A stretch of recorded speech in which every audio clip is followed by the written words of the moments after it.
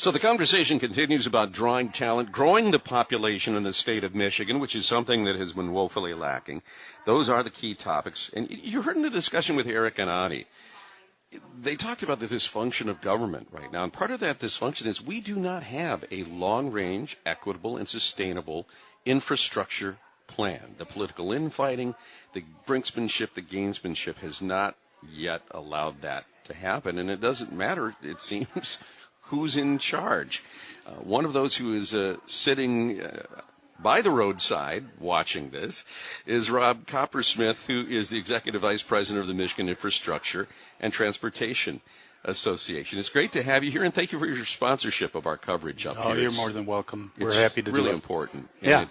And I hope we're delivering on what needs to be done to talk about the policies that are going to impact the people in our audience. When we talk infrastructure, I think our brains automatically default to roads, and I'm not sure I see the connection between roads and population growth, other than if we start growing population, we already seem to be under capacity in terms, especially if we talk about growing urban centers. Yeah. So where is that nexus?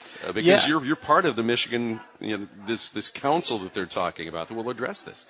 Well, the word infrastructure has been extrapolated out over the past few years. I never thought that it would need cable TV and other things in the past, and digital internet. Yeah, digital internet and all that kind of stuff. I'm kind of simple. It usually means roads, bridges, and water and sewer. But maybe a dam here and there. Yeah, exactly. Yeah, touche. But I think that it has slowly become all of that over time because those systems are delivered through internet through the ground, hopefully more of it through the ground so that we don't have the outages that we've been experiencing, and same with electrical and all of that. So there is a piece in your portfolio, in Midas' portfolio, that is electrical. And it was interesting, and I'm going to be having Nolan Finley on a little bit later because he broke the news that it sounds like the folks at DTE are maybe making a subtle shift away from what was a pretty firm position that, we don't think burying the lines is very cost effective.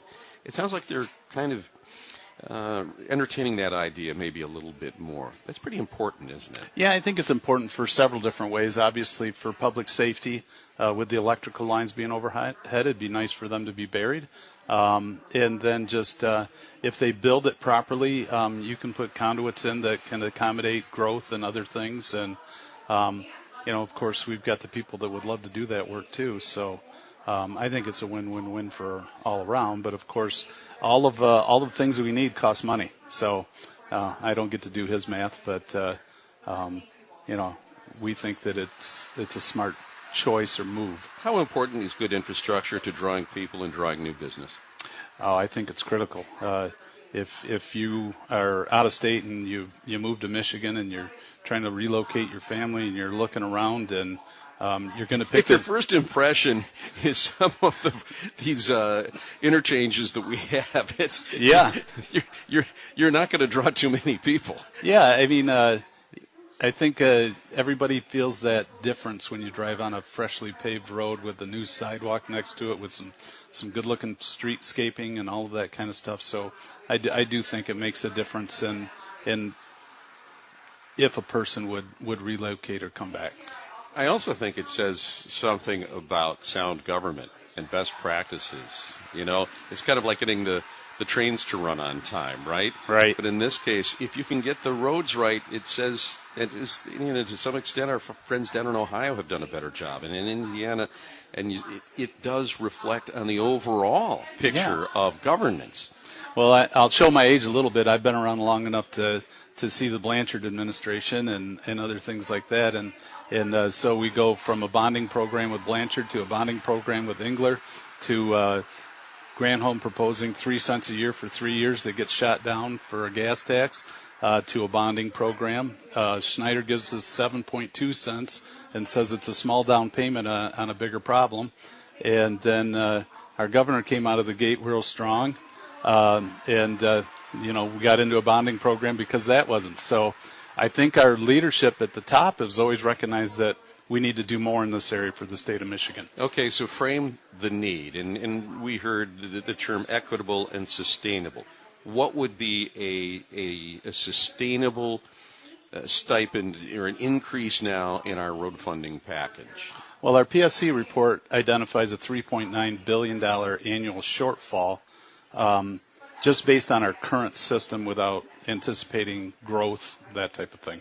So obviously that translates to maybe a much larger number in the future, but we've got to reverse this train right now because we're on a plane that's headed toward the ground. And yet we've seen improvement. I mean, we've seen improvement from that bonding program. I think we went from maybe 44% of fair to poor to 34% fair to poor. That's a significant shift. Yeah, and we went from a D- to a D.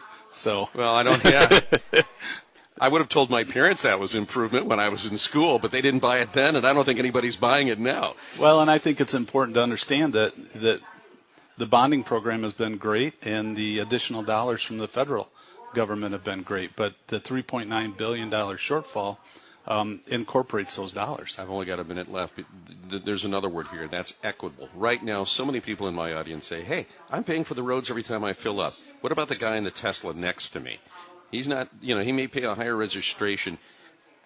I think it's unconscionable that we haven't solved that piece yet. Yeah, I think, I do think that when I use the word equitable and what we're talking about, I want to anticipate any type of vehicle that might come out. I don't care if your car runs on grape juice, as long as it's paying the hydrogen, whatever else.